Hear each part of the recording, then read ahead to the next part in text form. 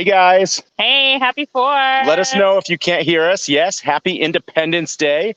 Today is a very, very special day for a couple of reasons.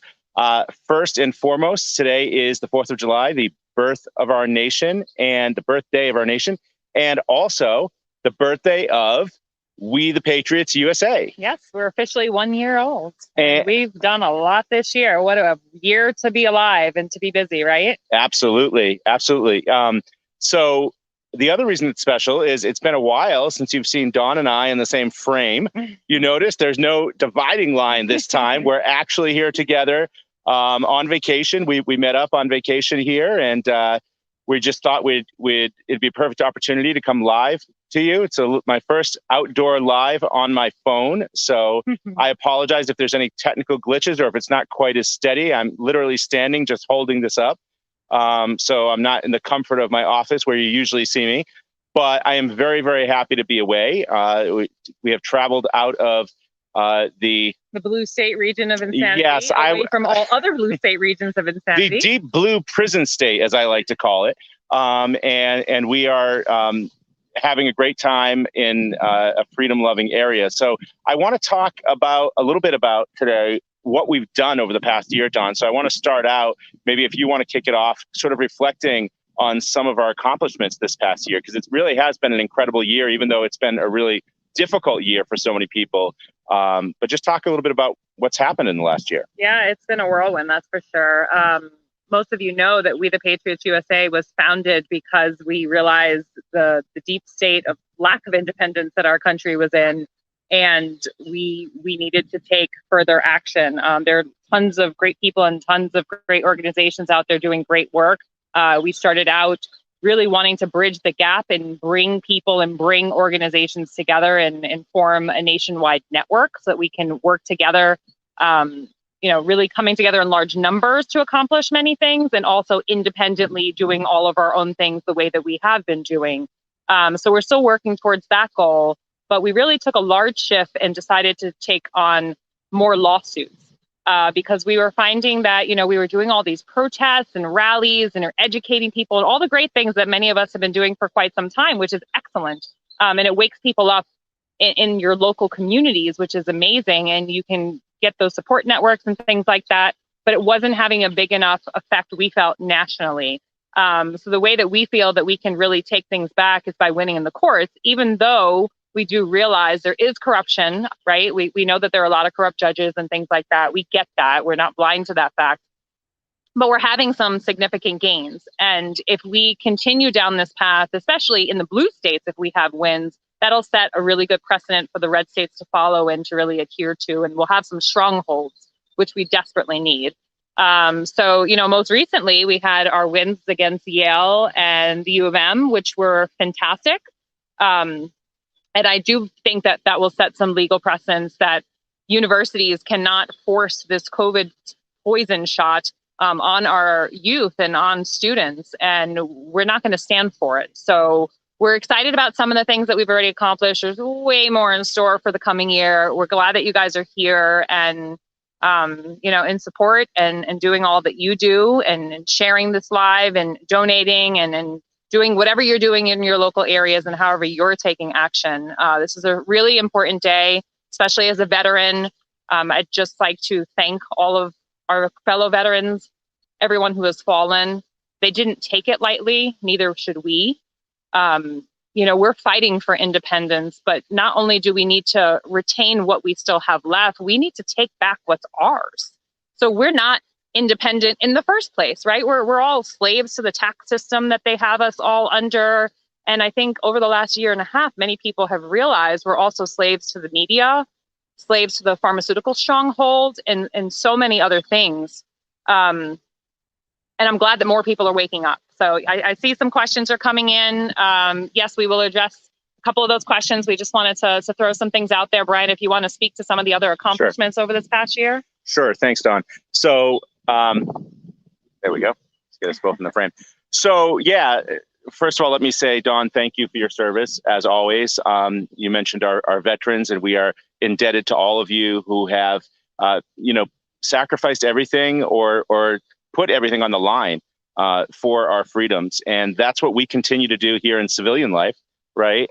We have risked a great deal. I don't talk a lot about my personal life and what's, the effects that being involved in freedom fighting has had on me personally, but it has not been good. And Dawn understands and has suffered as well. But we're not here to complain about that. We're not here to talk about that.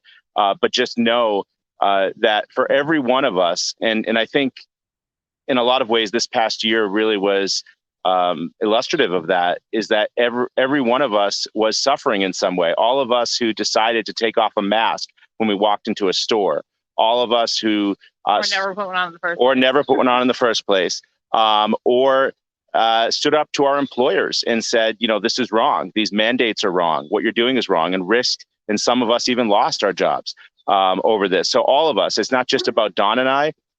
It's about everyone really. Everyone experienced, I think, a lot of sacrifice this past year, and kind of should have a better sense now of what that means to have to give up some of your personal comforts for the sake, not of the greater good, for the sake of individual freedoms. All right. That is the most important thing. That's what we talk about most here at We the Patriots USA, is restoring individual freedoms, individual liberties that are not guaranteed to us by the Constitution, that are guaranteed to us by God and recorded. Birthright. Correct. And recorded in the Constitution. So it's so important to remember that. I do see people asking questions about the status of the lawsuit, so I want to address that. First of all, the religious exemption lawsuit, as you know, that was filed in federal court. Things do move very slowly in the judicial system. I do still have faith in the judicial system. I always say that. Dawn said her piece about judges. I'm going to say I don't think that there's corruption that is going to hinder us from achieving our goals. I am not going to say that the courts are corrupt, because I don't believe that. I believe that they are our last hope, actually, that the judicial system is our last hope of getting these freedoms back, of putting a check on the other branches of government, who I think have way overstepped their bounds. They're not representing the people. Remember, every single person that's elected is supposed to be representing the people, not just people in Congress. Special interests. Right. Not just people in Congress, but even the president. Okay. And we won't talk about who the president is, but regardless, whoever the president or governor is in each state is also a representative of the people, right? It's not this oligarchy that they think it is. So we have to remember that. But so the religious exemption lawsuit was filed back in, it was filed immediately in April, immediately after this bill was signed into the religious exemption repeal bill in Connecticut was signed into law. And remember, we had that press conference with our attorneys, Norm Pattis and Cameron Atkinson, and yours truly. I am actually representing Connecticut Freedom Alliance on that case, because I'm general counsel to Connecticut Freedom Alliance, which Dawn and I also co-founded. So the three of us, that is our legal team for that case. There was a hearing this past week, June 30th, to discuss scheduling, and there is oral argument scheduled for October 14th, I believe, October 12th or 14th. I have to go back and check. But we hope to get into court earlier than that, because within the next week, we're going to be filing the temporary restraining order application to basically put an injunction on this law so that everything is halted. All right. So religious exemptions are honored, and children don't have to start getting injected with these things that violate their sincerely held religious beliefs. So that's our goal, is to have that injunction granted. We're going to be filing it, like I said, hopefully within the next week or so. But as it stands right now, the defendants haven't even filed their answer yet, and the oral argument isn't scheduled till October. So just know that these cases usually take a couple of years to wind their way through the courts, from the district court level, then to the Second Circuit, because it will be appealed. Even if we win at the district court, it's going to be appealed by the state to the Second Circuit Court of Appeals. And then after we're heard there, even if we win again at the Second Circuit, which would be great to have two victories like that, the state will then appeal for cert to the United States Supreme Court. I think this is likely a case that will be taken up by the Supreme Court, because they've been so keen on issuing these strong religious liberty. They have a very keen interest in religious liberty. We had two excellent decisions: Fulton versus City of Philadelphia, that came out a couple of weeks ago, protecting religious liberty, and then just this week, a couple of days ago, the Amish case, and I don't remember the case name. I'm sorry. I still have to read the full decision, but the Supreme Court said that the state could not impose public health. Could not impose a requirement to get septic systems in the name of public health over the religious exemption, the religious objection of the Amish, who said they had a religious objection to septic systems, and the state was questioning the sincerity of their religious beliefs and saying, well, this isn't, come on, you really have an objection to septic systems. This isn't really sincere. But the Supreme Court said that absolutely not. Absolutely not. You cannot do that. They have a religious objection. You have to honor that. You're saying this is in the name of public health, but that doesn't mean that religious freedom goes away. So that's a very, very, very, very strong parallel. That sets a really good precedence, and we're absolutely going to be using both of those pieces of case law moving forward. Yeah, and I mean, they're the most recent cases, and obviously they can't be ignored, right? This is a federal lawsuit, so anything the Supreme Court says has to be honored by both the district court and the Second Circuit. They will have to look at those decisions and say, is this one of these cases? Now, they can try to distinguish and say it's not. In that case, if we lose, we will be appealing for the Supreme Court to review it. So, but this whole process will probably take a couple of years, guys. So just realize that even if that's why the most important thing is within the next week or so, if we get that injunction in place, and that stops everything. So while we litigate over the next couple of years, it's as if the law never even passed. Right. It's on hold. So that's really, really huge. And if we win at the Supreme Court, we're actually hoping that it gets appealed all the way to the Supreme Court, because, well, first of all, I want to sit at that table. I'm really looking forward to getting my chance to sit at the table. I've been in the gallery. I've been watching oral argument at the United States Supreme Court, but I've never actually gotten to be one of the lawyers sitting at the table. So that will be really, really amazing. Don't take very many cases. You know how many cases go before the Supreme Court and never actually go before the Supreme Court? No, and most lawyers never get to argue there, never get to sit up there. So that would be a dream come true if I get that. But more than my own personal dream, is to get a precedent for the nation. If we win this case, no state will ever, ever, ever be able to repeal a religious exemption. Religious exemptions to vaccinations will have to be honored for children in every single state. And that would be very interesting to see how that would affect New York and California and places that didn't even have one in the first place. Right. Because we have some interesting things going on within different states within the nation. So it would definitely set off a dominoes effect in a really positive way. So exactly, that is the goal. Exactly. Yep. And so. Anything else? Okay, so I want to talk about some other things that we've done besides litigation. Well, let me finish with some other litigation, and then I'll talk about some other things we've done.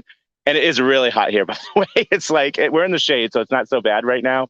But it's going to be like 100 degrees, I think, later. At least. Yeah. 101, yeah. Or pretty toasty. Yeah. But it's not humid, which is good. So we've been able to file some actions and also just represent our organization to be able to connect people, students and employees with attorneys who have been able to help them obtain a religious exemption to COVID shot mandates and also with regard to navigating medical exemptions as well. So as many of you've seen, and this kind of ties into the next thing I want to talk about, we were featured on Fox News on the Ingram angle just last week with Judge Janine, who was filling in for Laura. That was a huge opportunity for us. And Kendall Cody, the Yale nursing student that we helped obtain an exemption, was there, along with Cameron Atkinson, who is the attorney we connected her with, who works with Norm Pattis. And so what we've been doing in these different states, so that was Connecticut. So obviously we didn't need local counsel because we're all licensed in Connecticut. But for these other states, like the Missouri medical student, we find local counsel that we join with. We join our Connecticut counsel with the local counsel, and that way we can still take the lead, but we have local counsel there to represent, because you need to do that. Otherwise, we'd have to be admitted in every single state. So that's what we've been doing. We've been connecting people with attorneys and then finding local counsel and joining with them.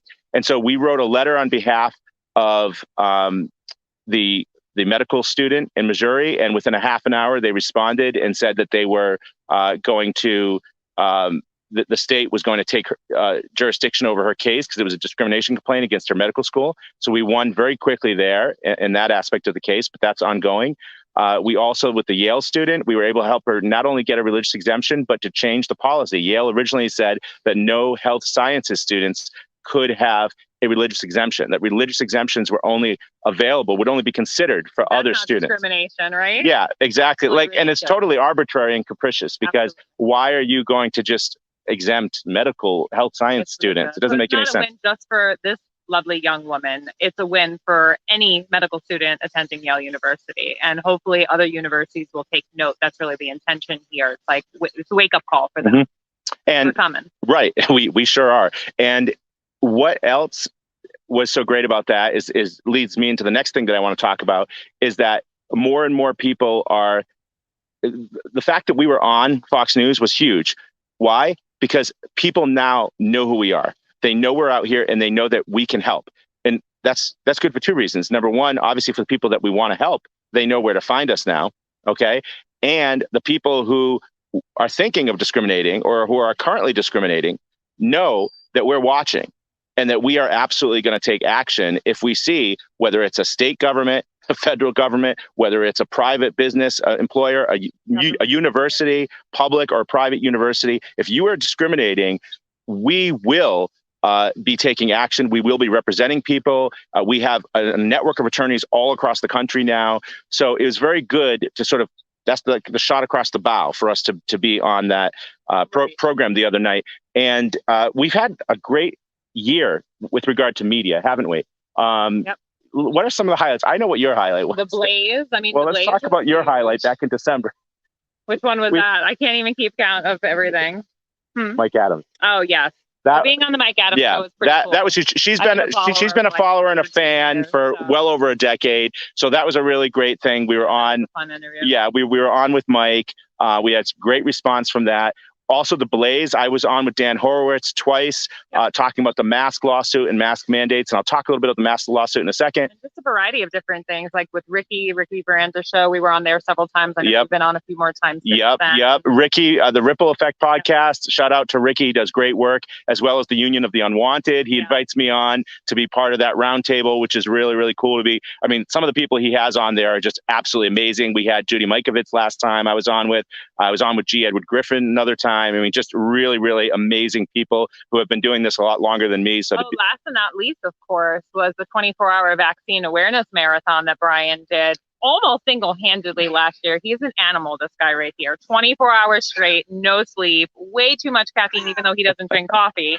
And he managed to pull it off with people. It was an international event, actually, because we had quite a few people from other nations representing as well, and showing the safety, the religious aspects, from every angle that you can consider, of why it is so important that the VRA, the Vaccine Risk Awareness Movement, be prominent and be out there and be vocal in sharing this information that most people are just completely oblivious to.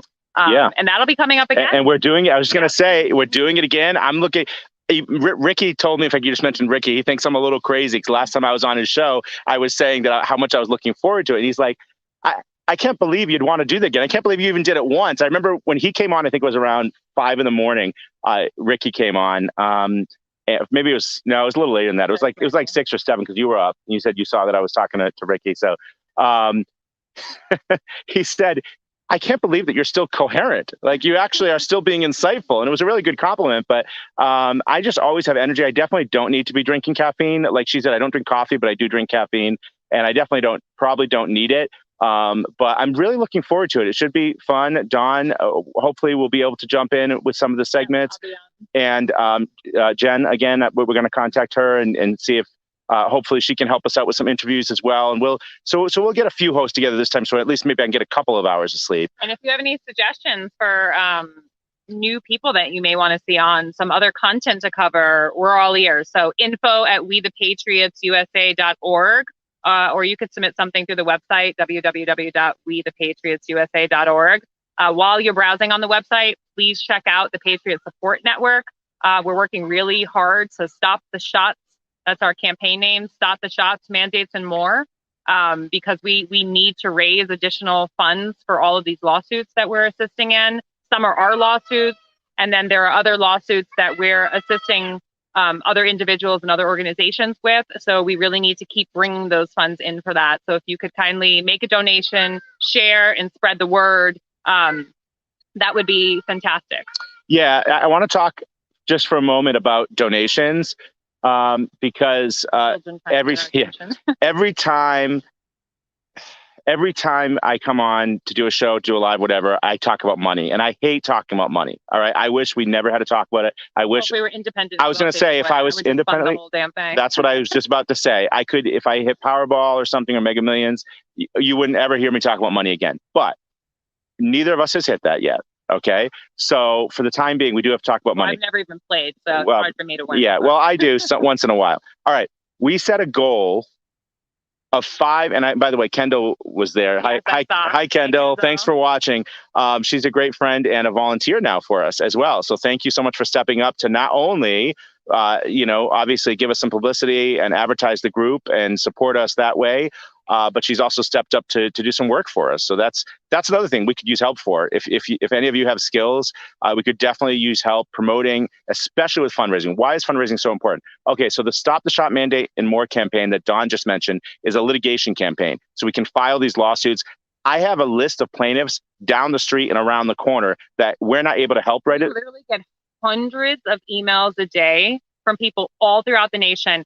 My job is forcing me to wear a mask. My job is forcing me to get this toxin shot. My kid's school is forcing, it just goes on and on and on. And not only is it hard to make the time to even respond to these people individually, because we want to honor every single person that reaches out to us, which is a full-time job in and of itself, but we don't have the financial resources to be able to take on all of these cases or assist in all of these cases. And we want to. We don't want to turn anyone away. I mean, everybody is valuable and their cases are all very important. And obviously, it's negatively affecting their life or their child's life, which is, of course, then affecting their life. We don't want to turn people away. We want to say yes.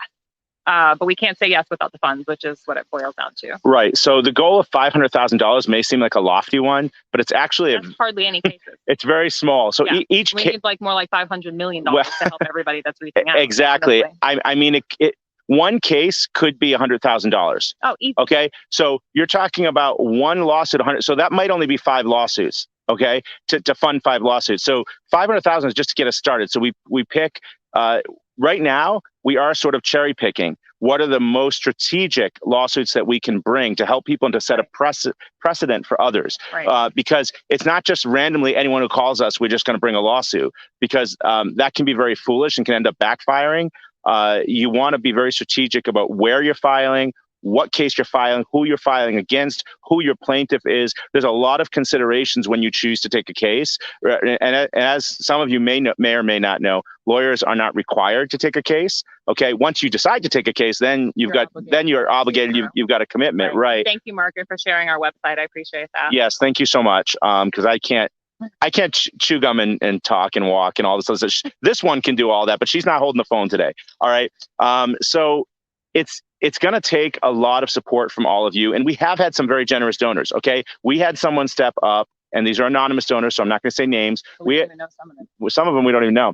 We had an anonymous donor step up this year and gave a donation to fully fund the religious exemption lawsuit. Okay. That's why we haven't asked for any more donations. We've had a lot of people reach out. Can I fund that lawsuit? Can I give you money?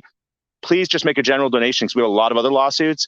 Please support our organization generally. We want to hire staff eventually, and make this, a larger operation so that we can really be a machine to fight their machine of injustice and tyranny, because that's what it is. We need a machine of freedom, of liberty, of intelligence, truth, justice, to fight against their machine of injustice and tyranny. As I mentioned before, this oligarchy they've created between this unholy triumvirate of the government, the pharmaceutical industry, and big tech. Yep. All right. It's sort of an unholy triumvirate. And we want to be the holy triumvirate to fight against that. Well, who's the triumvirate? There's 2 of us here, but only a third. Well, we have a third. We have volunteers. We have more than 3 actually, and we have great attorneys too who are helping us. So this is great. And I just have to thank everyone who has supported us. But I have to say, if you can, if you are able to, if you have the means to make a monthly donation, especially because that allows us to budget and to have predictable streams of income. When we don't have a predictable stream of income, one month it could be just a couple $1,000s. The next month we could have 10 or 15,000. We don't know. We can't predict from one month to the next. And it's very different. It's very difficult for planning purposes. Very difficult to plan and to manage an organization. So if you can commit to a monthly donation, even if it's only $20, $25 a month, $50, whatever you can commit to, that would be huge. And then share this and share our donation link far and wide. That's the other thing. Even if you, whether you can or cannot make a donation today, please, please, please get that donation page, We the Patriots USA, right where it says donate. Take that link and just share it everywhere that you can on Twitter, Facebook. I know I just mentioned Unholy Triumvirate, big tech, but we have Instagram, we have Telegram, you know, any other. I haven't been banned from the hall yet. Yes. Only me as a person. Check out, actually, Dawn does a great job. She puts a lot of content. She's not the only one. I mean, I manage that channel too, but she does the bulk of the work. Great content on our Telegram channel, which is We the Patriots USA on Telegram, t.me/We the Patriots USA. It's an amazing resource for news, honestly. And maybe, obviously, I'm a little biased, all right, but it's the first place I go because honestly, I'm a member of a lot of different channels, especially in the medical freedom movement. And no offense to anyone else, but the stuff that I find on the We the Patriots channel is just top notch, and it's so varied because you know, she's pulling things from sources, a wide spectrum of sources all over the internet. And you know, I brag about the work that she does and how fast she can find things. She's not doing this all day long. She can do this in a matter of an hour in her spare time, you know, later in the day or in the evening or something. She can find something and in like 1 hour can find like 200 articles. Okay. And then from that 200, pull the top 50 and post them on there. So people see that she's posted 50 things and they think she's been like looking, you know, this is taking her hours and hours. It really doesn't. And that's why it's amazing, because she's able to find the best of the best and sort of cull like that. So it's a really, really great resource. I would strongly suggest that all of you join it. We have a good amount of subscribers, but we could definitely use more. And that's a great, the other reason is if we get shut down, so if our Facebook page permanently goes away, they already took it down once last year. Oh, that was another highlight of last year, a low light. Well, we got back on. We got back on pretty quickly, but yeah, we need you guys to be like on our newsletter, so you're getting our emails, and be on our Telegram channel, because it's only a matter of time before Facebook and Twitter completely get rid of us. Right. And we know that, obviously. So we always recommend people sign up on the newsletter. You know, the website is a great place to get information if you're looking for news, and to also follow what we're doing. Twitter and Telegram are a great source for that.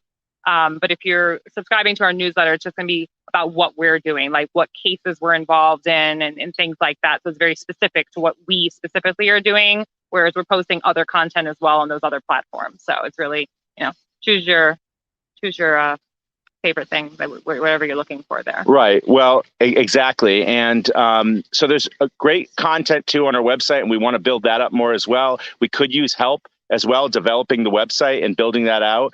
We have an amazing volunteer that's been really doing everything for the past year with our website, but she really needs help at this point. So if you have skills in web development, I would strongly suggest or strongly encourage you to reach out if you support the work that we do and offer to give us a hand, because we could really help. We could really use some help building up some of the content. And again, that email is info@wethepatriotsusa.org. So you can always feel free to submit questions, comments, you know, offer to volunteer, whatever the case may be. That's the best email to reach us.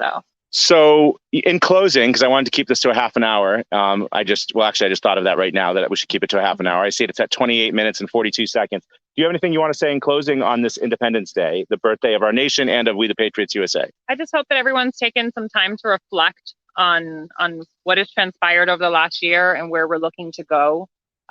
It's been a crazy year for everybody for a multitude of reasons, really, but we are determined. I know it sounds cheesy, but like, we're determined to make the world a better place, and like, we're not giving up no matter what. And we just hope that you join us for that, because our kids deserve better than the insanity that they're having to live through right now. And we won't stop until we regain some normalcy and we make the world literally better than it was. Because most people, you know, the people are like, oh, I just want to go back to how things were in 2019. I don't want to go back to how things were in 2019, because people were living under the veil of this illusion, essentially, and thought that everything was normal and great. And it really wasn't. I think COVID was just a wake up call, and like, whoa, things are way more messed up than I realized. We want to make them better than they were before. They talk about the Great Reset. We have people on our side talking about the Greater Reset. They're both happening simultaneously, right? We need to be the ones that win. So the Greater Reset is what actually occurs. We can't give in to the crap that they want. We already know the insanity that they want. We can't give into that. We can't let that negativity shadow all the work that we are doing. I refuse to feed my attention to that. I'm aware of it, so I know what's going on. So I know what to watch for and where to divert my resources to. But I refuse to let that idea really cultivate that they're going to win in the end. They have resources that we don't, but there are way more of us than there are them. And if more and more people wake up, there's no way that they win. They can only do but so much before they destroy the world that they are in as well, right? So it's just time. It's past time. And that's why it is past our time here, our time limit. But I want to say one final thing as well. Absolutely. I echo everything that Don just said. And what's very important is that we stick together. They ruined the phrase "we're all in this together" last year. Now I hate it. I roll my eyes whenever I hear it. However, but it is true. We do need to all be together. We do all need to work together. I think another thing I learned over the last year and the work that I've done for this amazing organization is the power and the strength in numbers. All right. And in being connected with people. So I want to give a shout out to some of the people we've worked with over the past year. I'm not going to mention a lot of individual names because I'm going to forget people, although I do want to mention one at the end. Obviously, great organizations like Children's Health Defense and ICANN that have supported us. Well, that's who I'm getting to at the end. So we have a very special working relationship as well with the Frontline Docs and Dr. Simone Gold. One of the other highlights of my year was being able to do a rally with her, just an event with her, really her Uncensored Truth Tour on June 19th in Hartford. She joined me and even did a VIP fundraiser event for us, all free of charge. She did that just to support us because she believes in the work that We the Patriots USA is doing. We believe in the work that they're doing. Please support America's Frontline Doctors as well. They've got an amazing legal team. But one of the reasons we've been working together is, when Dr. Gold first reached out to me, she said, Brian, we can't take every single case. We can't do it all. You guys can't do it all. Like, all of us need to be helping each other. And she's absolutely right with that. And so I'm honored to have been called upon to work with such amazing people across this country, across the world. I've gotten, to see some parts of this country over the last, couple of weeks and really have my eyes open to the fact that there are still a lot of freedom-loving Americans that live in this nation, outside of Connecticut, outside of New York, outside of California. Even in those states, of course, we have a lot of great freedom fighters. But my point is, there is a world that exists outside of those states. That's the point I'm trying to make. There's great people in every state, and we all need to come together. So with that, I want to just wish you all, we want to wish you on behalf of We the Patriots USA, a wonderful, happy, and safe Independence Day with your families, whatever you're doing. Stay safe. Have a great time. Breathe fresh air with nothing on your face, and just enjoy all that this nation has to offer us. And remember that it doesn't have to be just a once great nation. All right, we are making it great again, to steal a slogan from our president. We are all making it great again, and it is still great now. Okay, don't believe what they tell you, kids, in the public schools, that this was always a bad country, that's a horrible country, a racist country. It's a wonderful country. All right, it always has been a wonderful country. Yes, we have our problems. We have our problems. We're not perfect. Yes, people have done bad things. We're a teenager, actually, compared to other countries. If you want to look at it from that perspective. Exactly. Maybe not even, right? But this is still a wonderful country, and I still believe the greatest country on earth. Absolutely. Amen to that. All right. So everyone, so good to see you all. Yeah, enjoy your holiday, and we'll check back in again soon, okay?